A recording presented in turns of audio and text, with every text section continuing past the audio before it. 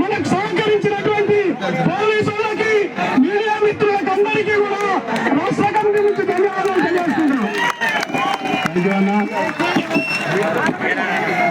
చంద్రరెడ్డి గారు ఒక్క నిమిషం, తర్వాత సాయిలన్న మాట్లాడతాడు.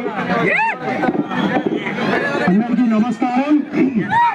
ఒక నిమిషం కూడా వద్దన్నా, మనందరికీ తెలుసు, అన్ని సమస్యలు తెలుసు. ఇప్పుడు మనం చేయాల్సింది ఒకటే, రేపు పొద్దున అందరూ 9 గంటలకు సమ్మెకు అవడానికి సిద్ధం కావాలని మీ అందరికీ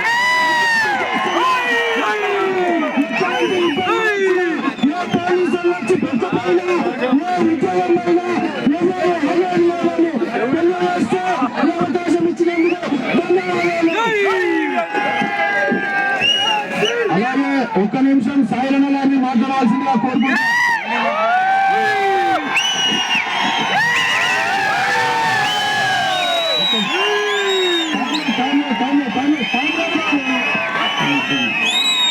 ముఖ్యంగా రేపు ఉదయం చెప్పేదాన్ని మళ్ళీ మనం అన్ని చెప్పుకున్నాము. రేపు ఉదయం 9 గంటల నుంచి ప్రతి కార్మికుడు సమ్మెలో పాల్గొని మన 6 ప్రధానమైన డిమాండ్లు సాధించే వరకు సమ్మె కొనసాగించి సాధించుకున్న తర్వాత మనం సమ్మె తెలియజేస్తూ ఇప్పటికే చాలా లేట్ అయింది. ఇంకా చాలా అందరూ సంరక్షితమేనా? భయపడుతున్నారా? 100% ఆల్ డిమాండ్ సాధించుకున్న తర్వాతనే సమ్మె నిర్వహిస్తాము. అందరూ డివిజన్ ఆఫీసుల కాడపడి పాల్గొన్నారు. సమ్మెలో ఆల్ డివిజన్ ఆఫీసుల కాడపడి సమ్మె చేయాల్సిన విజ్ఞప్తి చేస్తూ ఈ అవకాశం ఇచ్చిన అందరికి మరొకసారి పోలీస్ అధికారులకు మరొకసారి ధన్యవాదాలు ముగిస్తున్నాను. ఇప్పుడు రాష్ట్ర జేఏసీ చైర్మన్ సతీష్ రెడ్డి గారిని మాట్లాడాల్సింది కోరుతా ఉన్నాం. ఒకటే నిమిషం.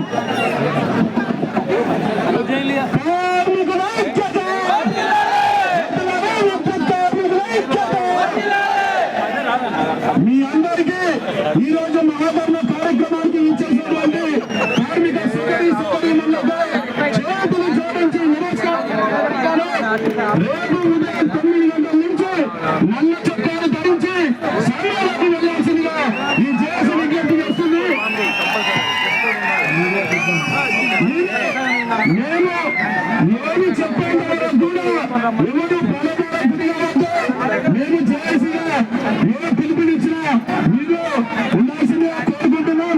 అలాగే ఇంత పెద్ద మహాధర్నాకు పోలీసు వారి పూర్తి సహకరించినందుకు వాళ్ళకు చేతులు జోడించి నమస్కారం తెలియజేస్తాం. అలాగే మీడియా మిత్రులకు కూడా ధన్యవాదాలు తెలియజేసుకుంటూ, మీరు ఎక్కడికి పోయినా మీరు దూర ప్రాంతం నుంచి వచ్చింది కాబట్టి జాగ్రత్తగా ఉండాలని వెళ్ళాల్సిందిగా కోరుకుంటూ విజ్ఞప్తి చేస్తున్నాం. జేఏసీ నాయకులు ప్రశాంత్ ఈ సమావేశాన్ని క్లోజ్ చేస్తారు. రాష్ట్ర జేఏసీ నాయకులు ఈ బయట చేయాల్సిందిగా కోరుతున్నాను. వరంగల్ మహానగరానికి నుంచి తరలి వచ్చినటువంటి విద్యుత్ కార్మిక